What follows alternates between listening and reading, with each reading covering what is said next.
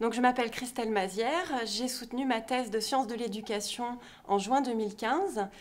Cette thèse s'est déroulée au sein du laboratoire LISA et plus particulièrement dans le cadre du projet structurant Identité et culture, les processus de patrimonialisation. Une thèse qui a bénéficié d'un contrat doctoral donc au sein de ce laboratoire.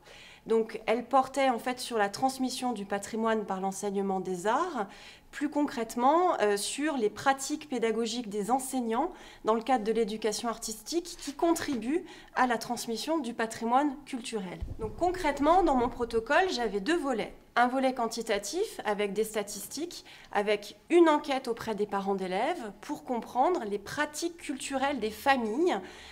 Que font les parents avec leurs enfants? Est-ce qu'ils vont au musée? Est-ce qu'ils vont au cinéma, au théâtre, etc.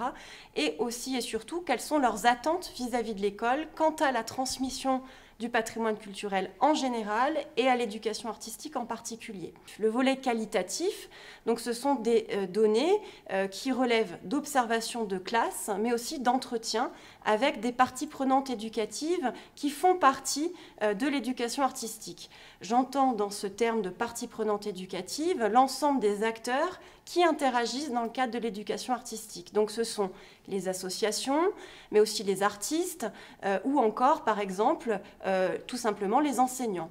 Donc comment finalement l'ensemble de ces acteurs interagissent pour mener à bien les projets.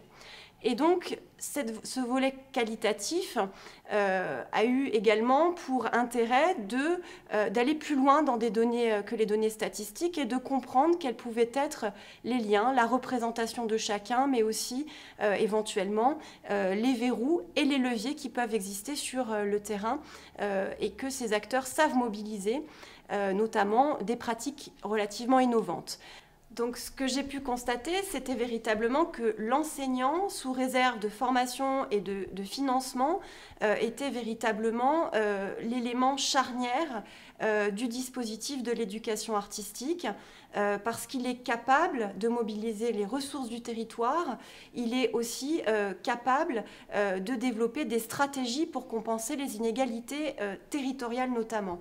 Je m'attendais en effet à trouver dans des espaces ruraux de plus grandes difficultés. Or, ce sont souvent dans ces espaces-là qu'on peut constater, sur mon objet de recherche, des pratiques innovantes. Ce qu'on peut dire donc, c'est que les espaces ruraux ne sont pas finalement des espaces où on concentre le plus de difficultés. C'est tout l'intérêt en fait d'avoir une vision globale sur un territoire pour arriver justement à on va dire, ajuster l'offre éducative pour qu'elle tende non seulement vers une plus grande efficacité, mais surtout une plus grande égalité à l'échelle du territoire.